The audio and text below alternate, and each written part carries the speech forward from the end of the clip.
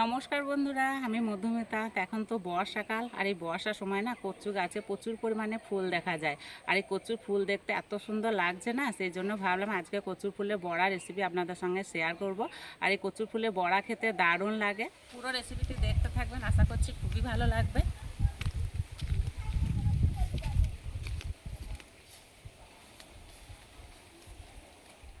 আর এই যে কত কচু গাছ, দেখতে কত সুন্দর লাগছে।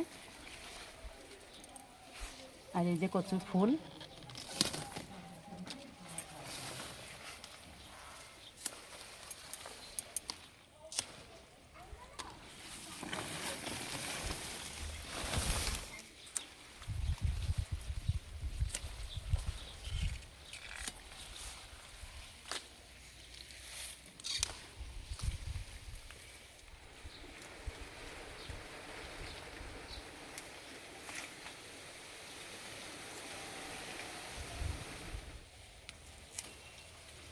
ফুলগুলো দেখতে কত সুন্দর লাগছে। আর এই ফুলটা বেশ বড় আছে। অনেকগুলো কেটে নিয়েছি, চলে যাব রান্নাঘরে।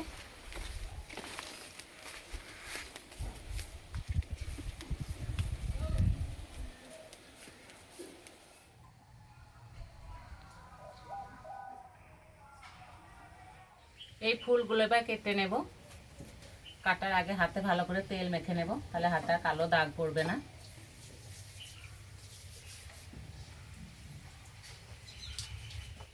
ভিতরকার অংশটা বাদ দেব।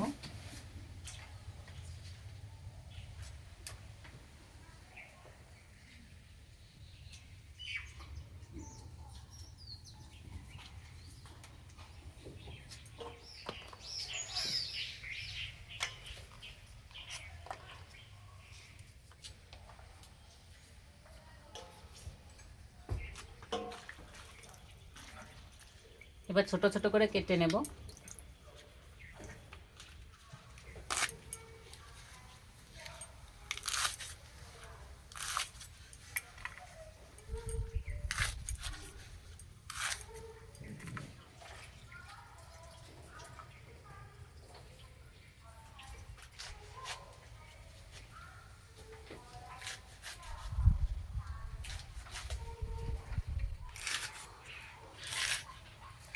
হাতে কিন্তু একটু কালো দাগ পড়েনি।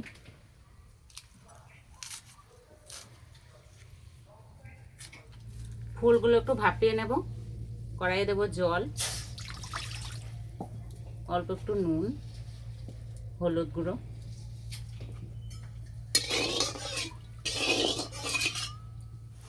জল গরম হয়ে গেছে, এবার ফুল দেব।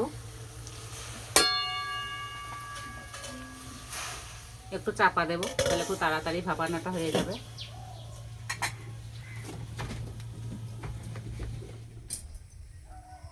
এই ফুল ভাপাতে বেশি সময় লাগে না, চাপাটা খুলে দেব।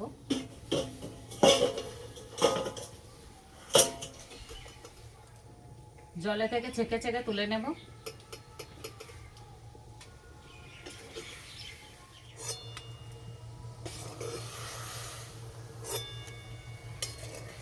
বড়াগুলো ভাজার জন্য কড়াইয়ে তেল দেব। বড়ার জন্য ব্যাটারটা মেখে নেব। তাহলে দেব সিদ্ধ করে রাখা ফুল, চালের গুঁড়ো, বেসন, কোচানো কাঁচা লঙ্কা, কোচানো পেঁয়াজ, আদা রসুন বাটা, তেঁতুল গোলা জল। একটু তেঁতুল গোলা জল দিলে না বড়াগুলো খেতে দারুণ লাগে। দেবো স্বাদ মতো নুন, সিদ্ধ করার সময় নুন দিয়েছিলাম, সেই হিসাবেই নুন দেবো। এবার ভালো করে চটকে মেখে নেব।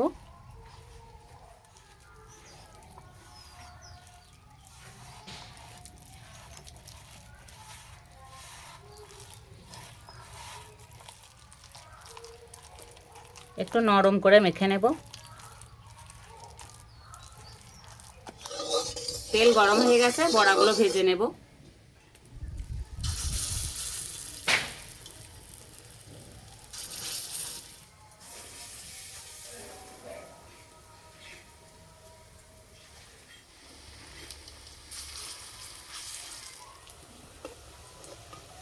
এই যে বড়াগুলো ভাজা হচ্ছে, খুব সুন্দর একটা সেন্ট বেরিয়েছে। এক পিঠ ভাজা হয়ে গেছে, এবার উল্টে দেব।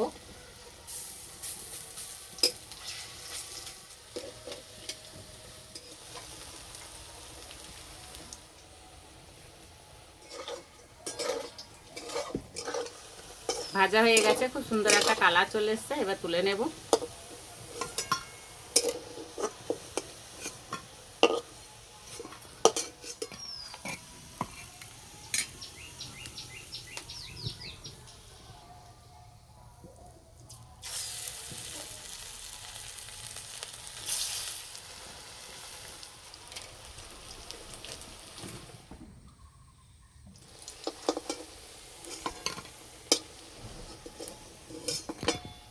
ভাজা হয়ে গেছে আর দেখতে কত সুন্দর লাগছে।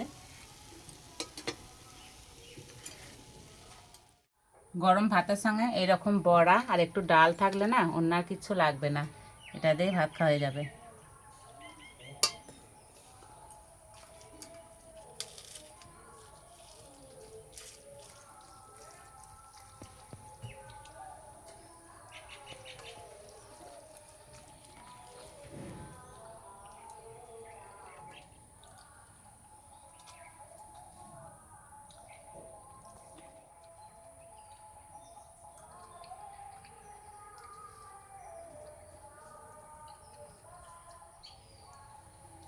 বড়াগুলো খেতে দারুণ লাগছে।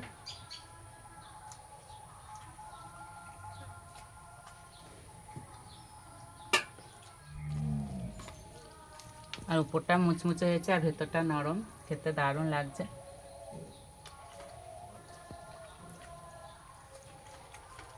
একদিন হলে এই বড়াটা তৈরি করে খেয়ে আমাকে কমেন্টে জানাবেন কেমন লেগেছে। তার রেসিপিটা এই পর্যন্ত, আবার অন্য কোনো রেসিপিতে দেখা হবে। সবাই সুস্থ থাকবেন, ভালো থাকবেন।